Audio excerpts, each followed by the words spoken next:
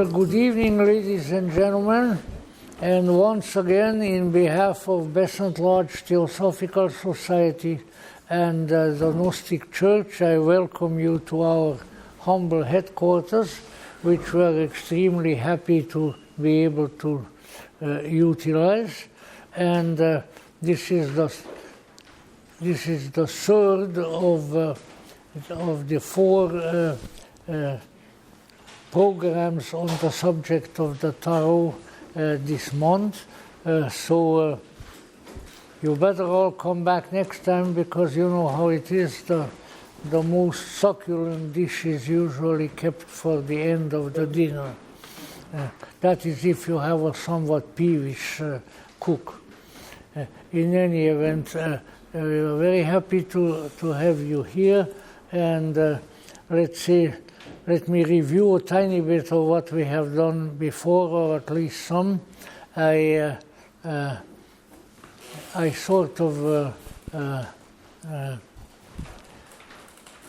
got the program off to a very much running start with about an hour and a half lecture on the Tarot to begin with, and I felt that if I ever repeat that again, I will have an empty hall next time, so I wasn't going to do that. But speaking of hall, that was about the time frame that my dear teacher and friend Mr. Manly P. Hall always gave his lecture. Hour and a half, that's it. Never had a note, and then just looked at his watch and said, "Oh, time is up." And then he waved goodbye and left. But in any event, I don't think I can quite duplicate that and get away with it. He certainly could. So now we have had an extensive introduction to the subject and the history of the Tarot on the first occasion, and we had additional elements that were brought up since then, among which there was what I felt a very cogent little, a short speech, which primarily concerned the fact that there had, if I understood correctly, that it had to do, it's very important to undergo for whatever inducement, to undergo a change, a deepening of one's consciousness when one expects to do successful tarot readings, which is quite true.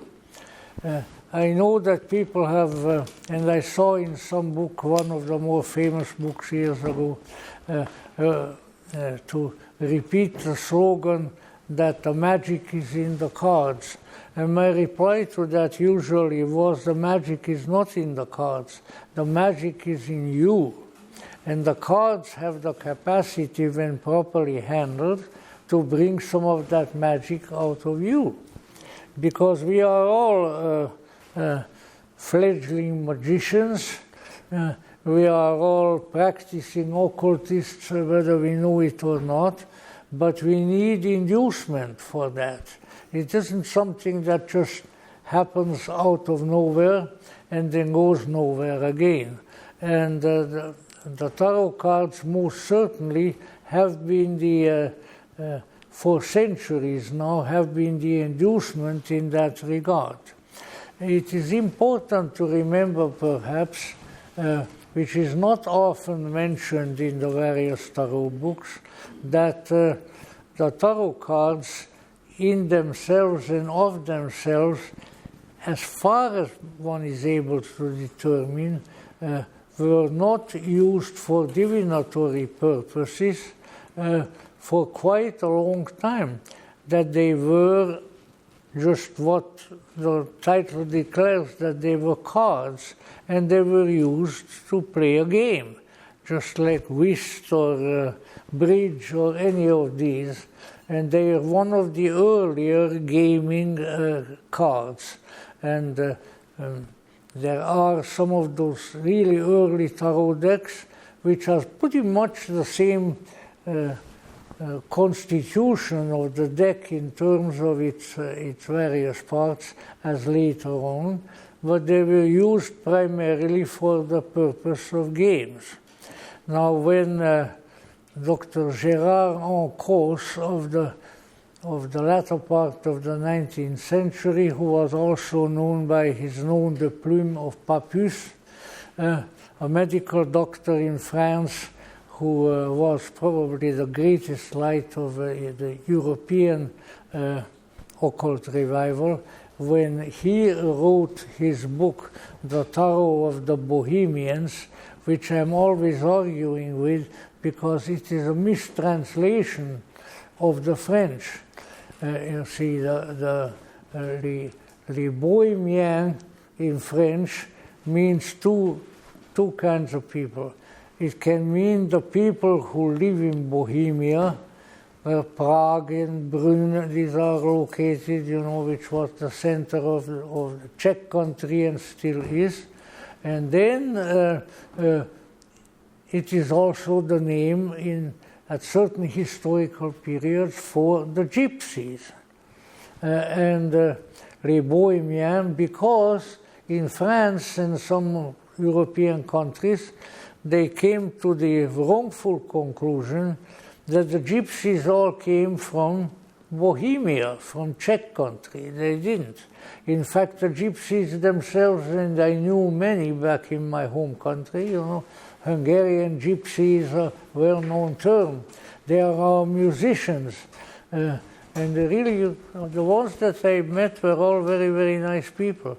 So they themselves said that they did not know where their people came from, that in all likelihood in a remote historical period they may have come from India, which is quite possible, and that therefore the whole business of the Tarot of the Bohemians is not terribly historical. Now we need to keep in mind, however, that gypsy or no gypsy, a deck of cards issued several times by different people, beginning in the late Renaissance, was about, and people played the card game with it, and then eventually it was discovered, or at least enunciated by some people, that this deck of cards could also be used for divination, or as its vulgar expression has it, fortune telling, and that was another and perhaps very interesting use of the cards. Now, what we need to remember that this, let's say, the view of the tarot as a divinatory instrumentality and all that goes with it came about at a period of history when, heaven knows for what reason, Napoleon, even before he became emperor, but subsequently, had become very fond of Egypt. And the French organized a big war by landing in Egypt and fighting the Mamelukes, who were the sort of Turkish mercenaries there. And then when that happened, then all of a sudden everything came up Egypt in France and in Europe. For instance, there was an architectural and interior decorating school that was pure imitation Egyptian. We had some of the pieces in our house in the good old days, and it's usually the wood is black lacquer with gold decorations on it, and sort of vaguely reminiscent of Egyptian motifs. So all of a sudden, now everything in Europe was coming up for a few decades Egyptian. And it was during that period of a sort of Egyptian revival, especially in France, that a French nobleman who somehow managed to survive the reign of terror, which was not easy to do, or maybe this was even before then, yeah, because he wrote, his book was written in 1773 by the name of Court de Gebelin, wrote a sort of, that was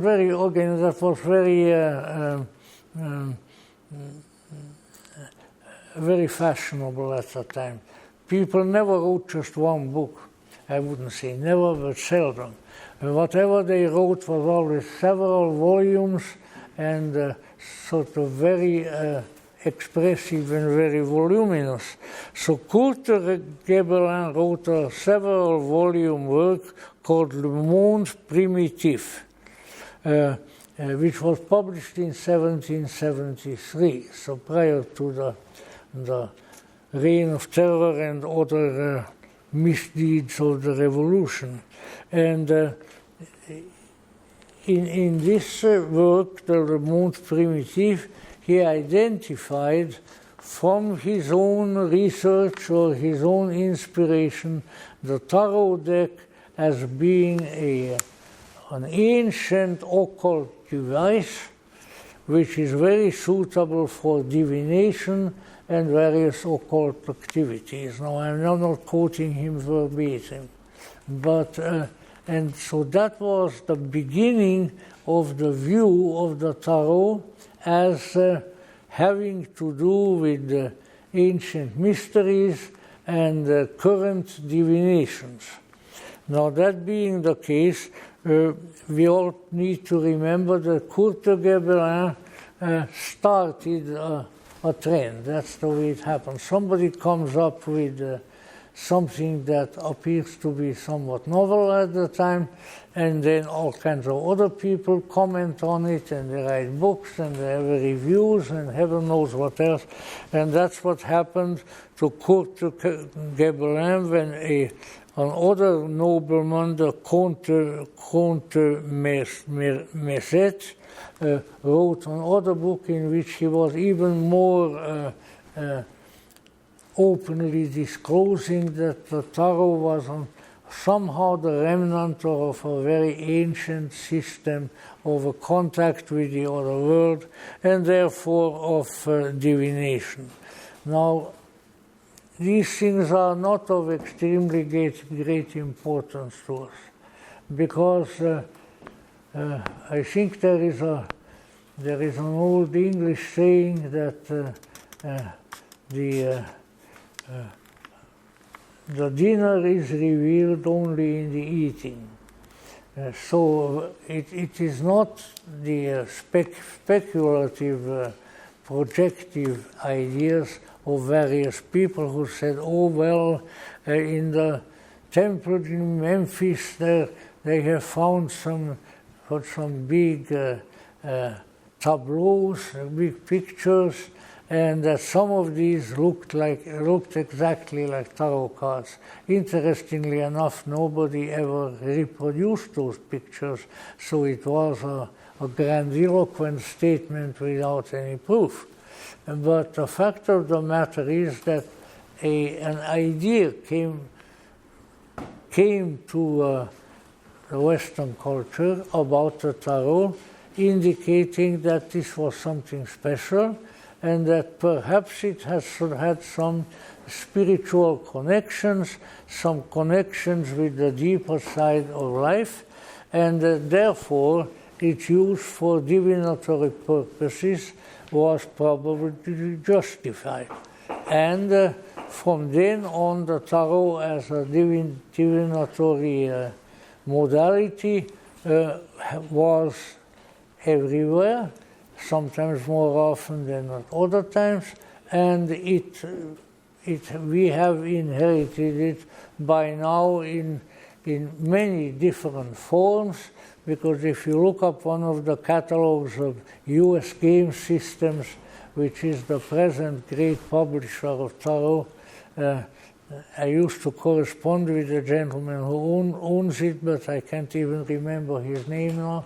You know, that's how it is. You remember the old song, My Old Flame? I can't even remember her name. So, you know, that's how you get with age. In any event, from then on, let's say the tarot as an occult modality, as a divinatory modality, became increasingly known and was always present. It wasn't always terribly popular. As they say in my country, in Hungary, it was where you found it most often, and I think I mentioned that before, was of course among the gypsies. So Papis was not incorrect in saying le tarot des bohémiens. They had cards, the regular bridge cards, but they also had tarot cards with which they practiced the art of fortune telling. So now the tarot became established increasingly as something special. And we need to keep remembering that you know, it wasn't always like that. Tarot wasn't always regarded as something so important. But as time went on, and as the French troops returned from Egypt and everything came up in Egyptian, why the tarot and its possible Egyptian origins were in increasing popularity and continued with that popularity with periodic uprisings of the same. So that you very well remember, because most of you are youngsters compared to myself, that all of a sudden, so sort of with the coming of the 1960s, everything came up tarot here in this country, and which was sort of amazing, because I was somewhat interested to begin with, and then I became friendly with the folks who were running an organization that was mainly devoted to the tarot, called the Builders of the Additum, which was founded by the late Dr. Paul Foster Case, whom it has never been my privilege to meet because he conveniently died before he could meet me. See, this is what people sometimes do. They say, I'm coming, well, they got to get out of here. No, I don't really think so. But I knew people who knew him quite well, and he was a very remarkable man. In any event, they had their own black and white tarot deck that Dr. Case had designed, and that was about the only tarot deck around, except museum pieces. And then all of a sudden, boom, boom, one tarot deck after the other was published, and probably the most popular one was then modified and made more artistic, was the deck that was painted, and we mentioned that before, under the guidance of the great esotericist and historian Arthur Edward Waite, and was executed by a young lady student of his, Pamela Coleman Smith, who was the artist. And this still, in my opinion, is probably, if not the most useful of tarot decks of them all, then at least one of them. It's a very, very cogently executed and cogently conceived deck.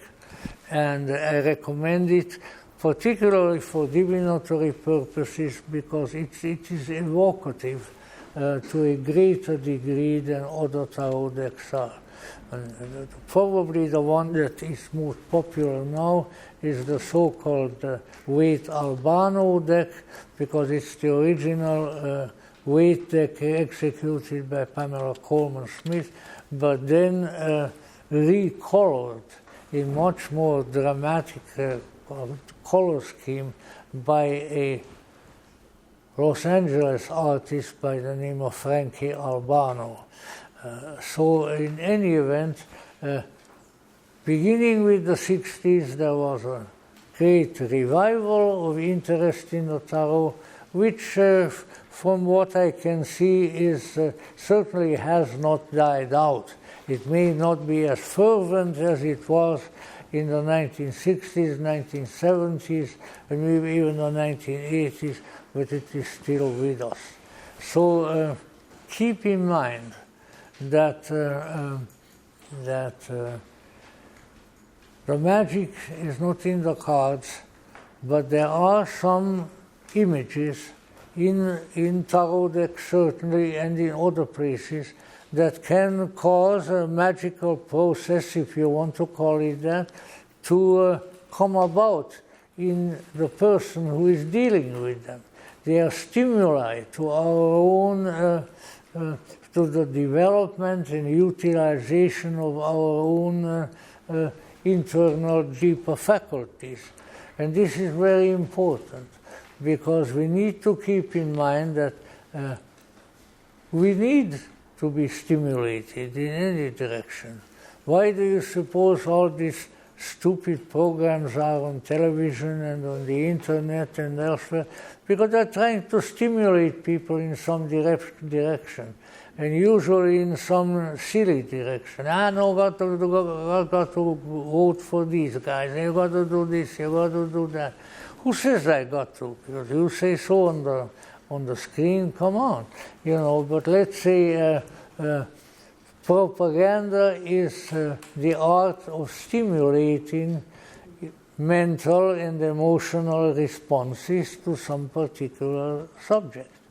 And of course, its great master in modern times was a puny little German intellectual by the name of Dr. Goebbels, who was the propaganda minister of Adolf Hitler and eventually committed suicide.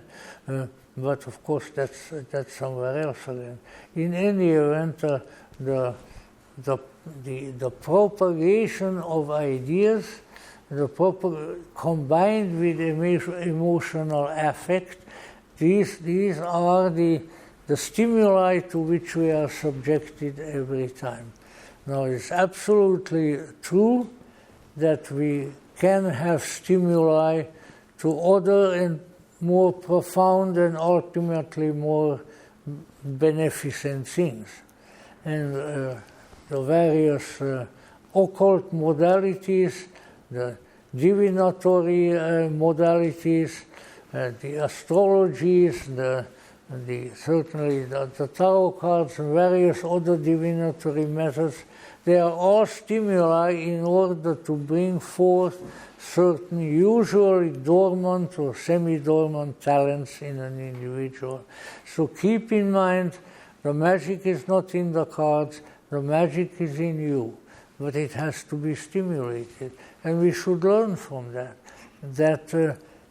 we should, when possible, with a good judgment that we should possess, we should subject ourselves to useful stimuli in our occult and spiritual lives. If we are not stimulated, we are not going to learn anything. If we are stimulated, we might learn something. And therefore, you should look at the cards as stimuli which have proven themselves to be useful, proven themselves to be openings into a deeper areas of cognition, not necessarily the foretelling of the future, which is not really an important thing. The important thing is to acquire a knowledge of the deeper principles of life and of our own inner being, which certainly we expect to be with us in the future, even as it is in the present and probably was in the past, which brings to mind a singularly simple-minded little verse that I memorized a long time ago, and I'm so proud that I remember anything that I memorized a long time ago. Be not concerned with the future. The present is all thou hast. The future will soon be present. The present will soon be past. Great wisdom, yeah, incredible. But anyway, these are some of the considerations that are of great importance.